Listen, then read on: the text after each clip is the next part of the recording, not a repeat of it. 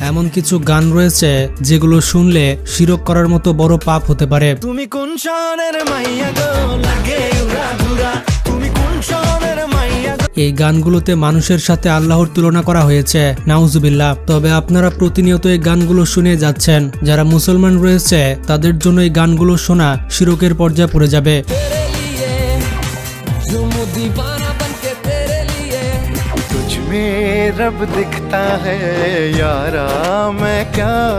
আপনি বুঝতেও পারবেন না আপনি কখন শিরক করে ফেলেছেন। আপনারা তো জানেন শিরক হচ্ছে সব থেকে বড় পাপ, যার কোনো ক্ষমা নেই। যদিও বন্ধুরা গান শোনাটাই হারাম, কিন্তু এমন গান রয়েছে যেগুলো শুনলে শিরক হয়ে যাবে। এই গানগুলো দেখার পর আপনি অবাক হতে বাধ্য হবেন।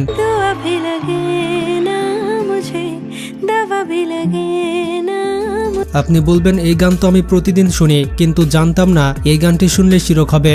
তো চলুন দেখে আসি আমাদের তালিকায় কোন কোন গান রয়েছে। আর এখন থেকে ভুলেও এই গানগুলো শুনবেন না। ভিডিওটি শুরু করার আগে যারা চ্যানেলে নতুন তারা এখনই চ্যানেলটি সাবস্ক্রাইব করে ফেলুন।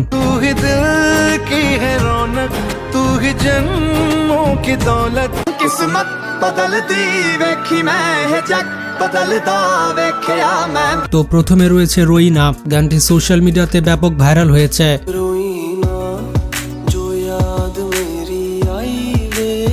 এবং অনেকে এই গানটি শুনে থাকে। গানটিতে বলা হয় সুবহ কি আজান সুনকে নামাজ কে জায়গা তেরে নাম লে লি। এর মানে হচ্ছে ভোরের আজান শুনে নামাজের জায়গায় আমি তোর নাম নিয়ে নিয়েছি। মানে যে গানটি গেয়েছে সে বলতে চাচ্ছে ভোরের আজান শুনে নামাজের জায়গায় আল্লাহর নামের বদলে সে তার প্রিয়তমার নাম নিয়ে নিয়েছে। নাউজুবিল্লাহ। বন্ধুরা আমরা এই গানকে এখন থেকে না বলি, যারা যারা শুনতাম তওবা করে ফেলি।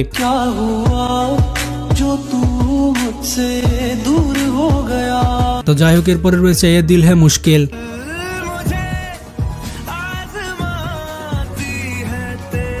আপনি আবার বলবেন ভাই পাগল টাগল হয়েছেন নাকি, এই গানে শিরকের কি কথা আছে?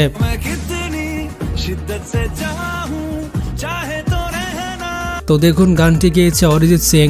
আমরা হয়তো প্রতিনিয়ত এই গানটি শুনে থাকি, কিন্তু গানটিতে আছে একটি ভয়ঙ্কর কথা। গানটির প্রথম দিকে ঠিক থাকলেও পরের লাইনে বলা হয় তু মেরি খুদা, অর্থাৎ সে তার প্রেমিকাকে বলছে তুই আমার খোদা। এখন চিন্তা করুন প্রিয়তমা কিভাবে সৃষ্টিকর্তা হতে পারে, সে তো নিজে আল্লাহর সৃষ্টি। ইসলাম ধর্মে একমাত্র আল্লাহ ছাড়া অন্য কাউকে খোদা বলা শিরক। আমার মনে হয় শুধুমাত্র ইসলাম ধর্মেই নয়, অন্যান্য ধর্মেও এভাবে কাউকে খোদা বলা উচিত না। আমি বুঝি না হিন্দি গানগুলো লিরিক্স এত খারাপ হয় কেন। তারা গানের মধ্যে খোদা, জান্নাত, জাহান্নাম এইসব কিছু টেনে আনবেই। তো যাই হোক, এরপরে রয়েছে তুঝমে রাব দিখতা হে। তু হি তো জান্নাত মেরি, তু হি মেরা জুনু। অনেক আগে থেকে এই গানটি আমাদের দেশে ব্যাপক জনপ্রিয়। অনেক মুসলিম তো আবার এই গানটি রাস্তায় রাস্তায় গেয়ে বেড়ায়। আপনি হয়তো জানেন না এই গানটি পুরোটাই শিরক। গানটির প্রত্যেকটি লাইনে শিরক দিয়ে ভরা।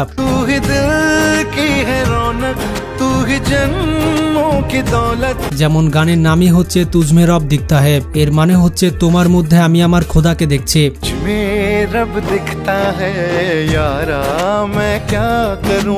এমনকি গানের আরেকটি অংশে বলা হয় সিজদায় তোমার প্রতি আমার মাথা নত হয়ে যায়। থামুন ভাই থামুন, আগে 100 বার নাউজুবিল্লাহ পড়ে নি। এগুলো উচ্চারণ করতেও আমার মুখ কেঁপে যাচ্ছে। অথচ ইসলাম ধর্মে বলা হয়েছে যে আল্লাহ ছাড়া কারো কাছে মাথা নত করা যাবে না। আপনার বাবা আপনাকে খাওয়াচ্ছে পড়াচ্ছে আর অন্য কাউকে গিয়ে বাবা বলে ডাকবেন, এটা তো মজার ছলেও করা যাবে না। সব থেকে দুঃখজনক বিষয়টি হচ্ছে গানটিতে শাহরুখ খান অভিনয় করেছেন, যিনি নিজেও একজন মুসলিম। আসলে তাদের নিয়ে আর কি বলবো, আমার আসলে কিছুই বলার নেই।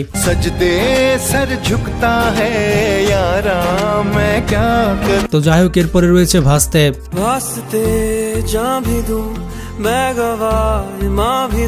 বলিউডের এই গানটি এতটাই জনপ্রিয় যে ইউটিউবে এটির ভিউজ 1.6 বিলিয়ন পার হয়ে গিয়েছে। নিখুঁতভাবে গানটিতে কিছু শিরক ঢুকে দেওয়া হয়েছে।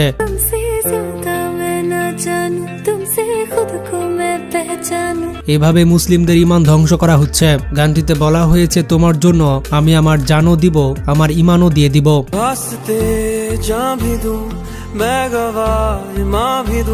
মানে মানুষ কতটা মাদারবোর্ড হলে এই ধরনের গান বলতে পারে। গানটির আরেকটি অংশে বলা হয় আমি আমার ভাগ্যের লিখন বদলে দিব।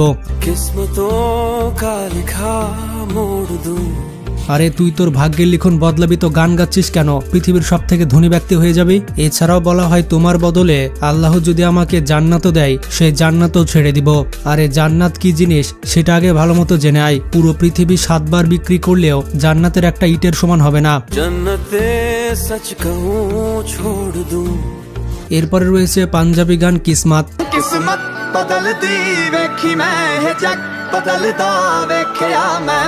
এই गानটিতেও শিরকে ভরপুর। গানটিতে বলা হয়েছে আমি আমার ভাগ্যকে বদলাতে দেখেছি। किस्मत बदलती वेखी मैं है मैं रब बदलता वेखे। এছাড়া বলা হয় আমি আমার প্রভুকে বদলাতে দেখেছি। ভাইরে ভাই কি বোকা চন্দ্র, সে নাকি তার খোদাকে পাল্টাতে দেখেছে। আসলে যে গানটি গেয়েছে তার ধর্মে কি কথা বলা হয়েছে? পৃথিবীতে কোন মানুষ রয়েছে যে তার ধর্মের খোদাকে পাল্টাতে দেখেছে? এইসব আজে বাজে কথা দিয়ে গান কে লেখে ভাই? सब कुछ बदल गया मेरा सब कुछ बदल गया मेरा। এরপরে রয়েছে সানাম রে সিনেমার এই গানটি। हुआ है आज पहली बार जो ऐसे मुस्कुराया हूँ। গানটির এক অংশে বলা হয়েছে খোদা তোমার থেকে সুন্দর আর কাউকে বানাতে পারেনি। বলা হয়েছে খোদা এই মেয়েটির থেকে আর কাউকে সুন্দর তৈরি করতে পারেনি। बना पाया नहीं अब तक खुदा तुमसे कोई प्यारा। হায়রে চেহারা তার নাম নাকি পেয়ারা। যে গানটি লিখেছে সে আমাদের দেশের রাজনীতিবিদদের থেকেও বেশি মূর্খ। दुनिया भर की तारीफें तेरे सजदे में लाया हूँ। এরপরে রয়েছে ইয়ারা তেরি ইয়ারি। গানটি 2017 সালে মুক্তি পায় এবং তখন থেকে গানটি সোশ্যাল মিডিয়াতে ব্যাপক ভাইরাল। मेरे दिल की ये दुआ है कभी दूर तू न जाए। বিশেষ করে বন্ধু বান্ধবদের সাথে দেখা হলে কিংবা বন্ধু বান্ধব রিলেটেড পোস্টে আমরা এই মিউজিকটা দিয়ে থাকি। तेरे जैसा यार कहाँ। গানটির এক জায়গায় বলা হয় তোমার বন্ধুদেরকে আমি খোদা হিসেবে মেনে নিয়েছি। হয়তো অতি আবেগের বশে এমন লাইন লিখে ফেলা হয়েছে। मैंने तो खुदा माना। এরপরে আমাদের তালিকায় রয়েছে তেরে লিয়ে। অনেকে হয়তো গানটি প্রতিনিয়ত শোনে। অনেকের পছন্দের গান হচ্ছে এটি। কিন্তু গানটিতে একটি ভয়ঙ্কর কথা বলা হয়েছে। গানটিতে বলা হয়েছে আমি জান্নাত সাজিয়েছি তোমার জন্য। এরপর আবার বলা হয় তোমার জন্য আমি খোদা ছেড়ে দিলাম। কি একটা অবস্থা ভাই। বলা হয়েছে তোমার জন্য জান্নাতও ছেড়ে দিয়েছি আর খোদাকেও ছেড়ে দিয়েছি। সব থেকে অবাক করা বিষয়টি হচ্ছে গানটি গেয়েছে আতিফ আসলাম এবং সে একজন মুসলিম। তিনি একজন মুসলিম হয়ে এইরকম শব্দ কিভাবে উচ্চারণ করতে পারলো?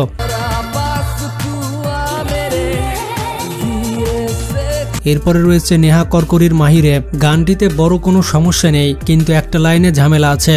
একটি লাইনে বলা হয়েছে আমি তোমাকে চেয়েছি রবের থেকেও বেশি।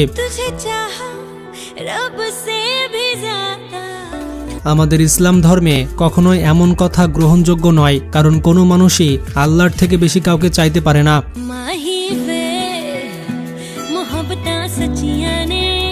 এরপরে আবার নেহা করকরির আরো একটি গান রয়েছে, সেটি হচ্ছে দিল কো কারারা।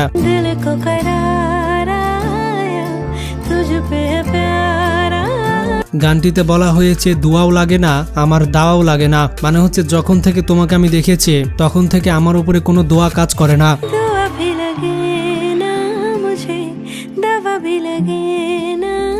আর কোনো ওষুধও আমার উপরে কাজ করে না, মানে বলতে চাচ্ছে আল্লাহর কাছে দোয়া করলেও সেই দোয়া কবুল হয় না। তো যাই হোক, আমার মনে হলো আপনাদেরকে জানিয়ে দেওয়া দরকার যে এই গানগুলি শিরকের পর্যায়ে চলে গিয়েছে, তাই আমি র্যান্ডমলি এই ভিডিওটি তৈরি করে ফেললাম। তো যারা অন্য ধর্মের রয়েছে তারা কমেন্টসে অনেক কামড়াকামড়ি করতে পারে যে ভাই এগুলো তো শুধুমাত্র গান, বাস্তবে কি আর হচ্ছে?